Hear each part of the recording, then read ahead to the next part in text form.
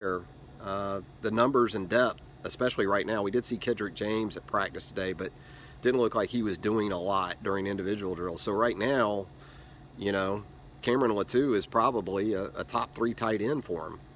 When you talk about Miller, Forrestall, Major Tennyson, you know, and you're getting into Cameron Latou territory, I would think, if he's not already a top 2.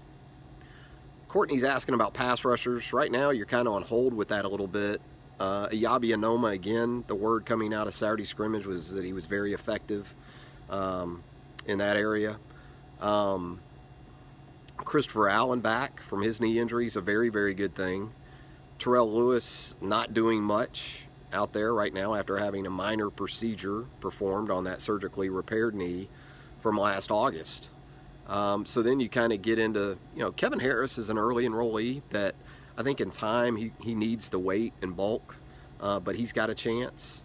So that's kind of what you're looking at right now from your edge rushers. Now inside, you know, Raekwon Davis, Fadarian Mathis is coming along very nicely. LaBryan Ray is doing what he needs to do. And then you got the early enrollees that I think are going to be able to help pretty quickly too. Daniel Wright, Jason, is pretty much with that next group of safeties. Still looks like Xavier McKinney, Jared Maiden working with McKinney. I think Shai Carter has to be considered kind of a first-team safety with those other 2 guys at this point. And then you get into Daniel Wright, Eddie Smith, and kind of the rest of those guys. We talked about the kickers earlier, Keith. Sounded like it was a good scrimmage for those guys. Saban seemed pleased with them anyway, and talking with some people, it was improved. Skylar DeLong, we talk kickers, we probably don't talk punters enough because Alabama did not punt the ball well at all last season. So hearing positive things about Skylar DeLong as well, punting, a very good thing. We did see Ben Davis, Paul. He's still in a black non-contact jersey and was not doing stuff on the practice field. Yeah, Tripp, that's kind of Anthony Jennings' way, and I just forgot to mention him with the edge rushers, and that's kind of the way it works with Anthony. He just starts every game, and nobody really talks about him, but you go back and look at the last quarter of his season in 2018, and he was as big a playmaker as they really had. Kind of similar to how he closed out 2017 before the injury against Clemson. So, I mean, Anthony he's a given at outside linebacker.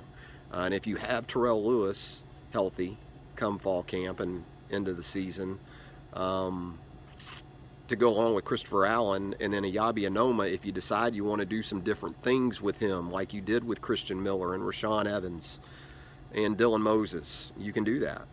Anthony, if you want to talk about permanent captains too, Anthony would be a guy that I would say, if you were going to pick 4 right now, Jennings would be pretty high on that list.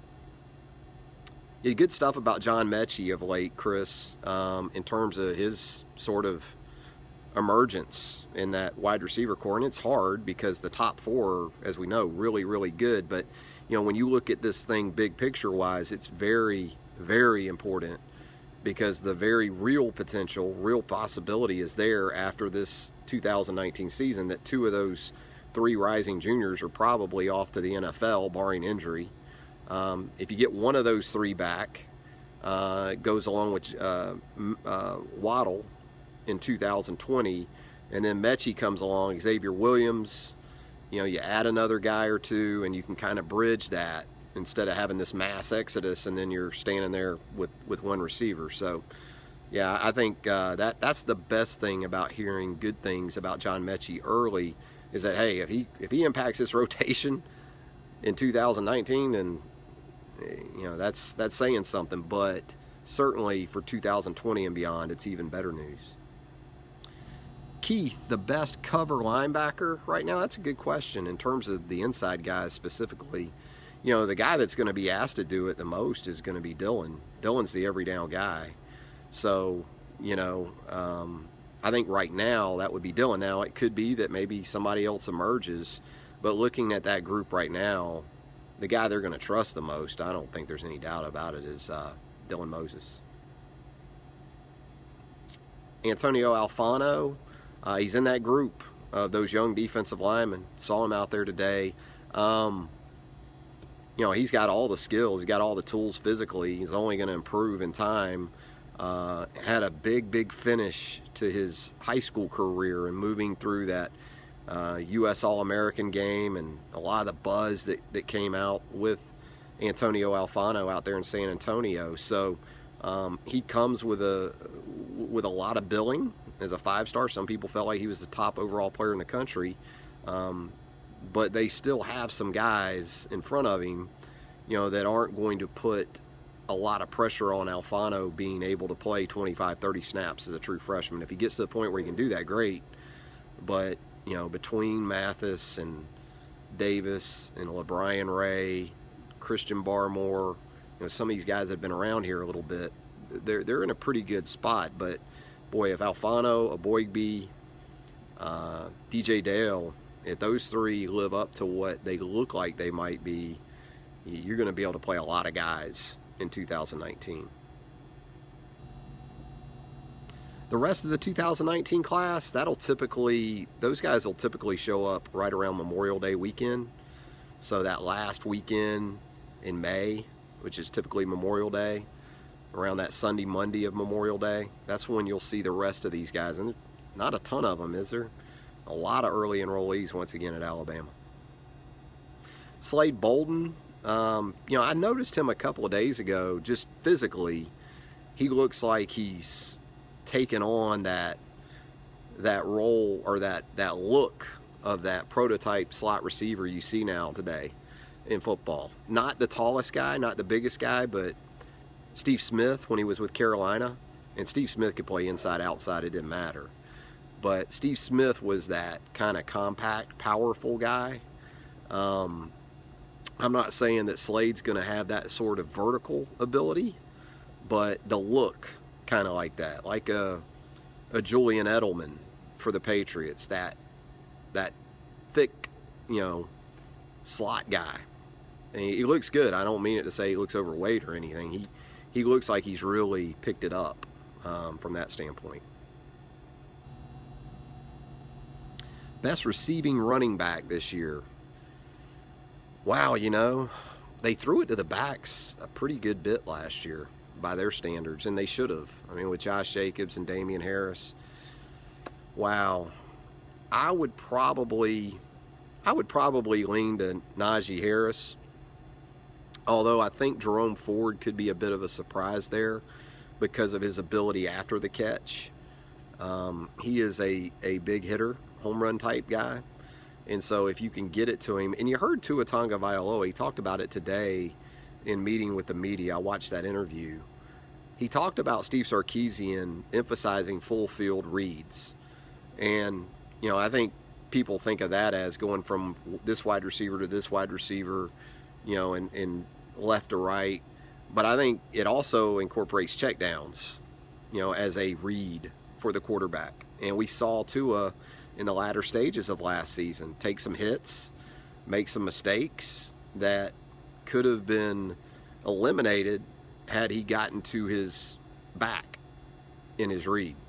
And I think that's maybe what Steve Sarkisian is going to incorporate or emphasize more than just off the zone read stuff.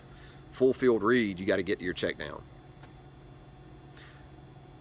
We talked about Cameron Latou earlier, Matt, and you know, to this point, looks like it's going pretty well for him at tight end. I was out there Saturday shooting video before the scrimmage, and the guy looks like, you know, a Power 5 tight end. He has that body type saying that he can do it.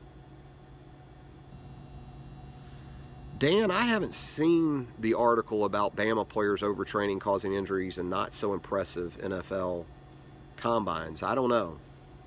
All I see is in free agency, what, 3 or 4 of them signed for over $250 million. That's the last stuff I really saw about Alabama players in the NFL.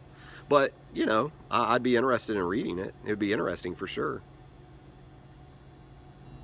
Yeah, he did, and I think that's part of it with Tua, protecting himself better. Get to your check down. You know, your check down doesn't have to be you running or you hanging until the very last minute until something intermediate or deeper opens up. Got a couple questions here about the secondary and the safeties kind of together. You know, look, we're going to go through the spring. We're going to go through fall camp. We're going to probably even go through Duke. And I don't still think you'll know for sure until this team sees an offense that can legitimately do it at the quarterback position and the skill player positions. You know, I know the talent's there. The talent's there. I think Nick Saban feels good about the changes he's made from a coaching staff standpoint. There's more of an emphasis back there, that's for sure. You now have a safeties coach and a corners coach. You got Nick still back there as the graduate assistant. The personnel is going to be there. Josh Jobe was highly recruited. Patrick Surtain, 5-star. Trayvon Diggs is a future NFL corner. Xavier McKinney is a future NFL safety. Shaheem Carter is a really, really, really, really good college defensive back. That third safety, got to kind of try to figure that out. The people are going to be there. You know, it's just going to have to organically kind of take place. All right, one or two more and we'll get out of here, gang.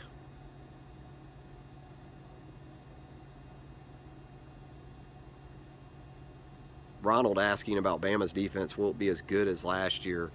You know, some of that you have to look at the schedule too. You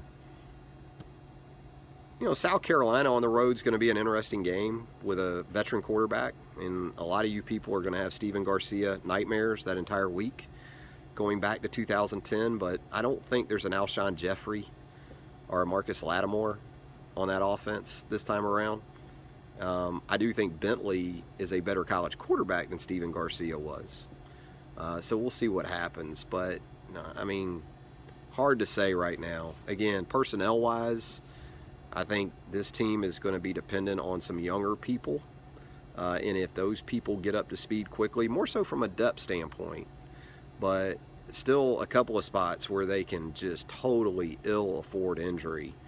And that's Dylan Moses. For me, it's Dylan Moses, Xavier McKinney, and then maybe one of those defensive linemen, maybe an outside linebacker mixed in there too. Because if they lose those kind of guys, then I think they're really exposed in terms of a lack of experience at some really, really critical spots on the field. That's going to do it, gang. Thanks for joining us here on Instant Analysis. Charlie Potter practice report is up, I'm sure, at BamaOnline.com. Practice video coming of running backs primarily. That's most of what you're going to get today. We haven't really had it all spring, so looking forward to getting that up for you at BamaOnline.com. We'll do this again following the media viewing periods at Wednesday's practice. You can catch me weekday mornings on, they're turning the lights out on me. You can catch me weekday mornings on Tide 102.9 and 100.9 FM from 11 a.m. until noon. I think I'm going to go to bed now. See y'all tomorrow. See you Wednesday.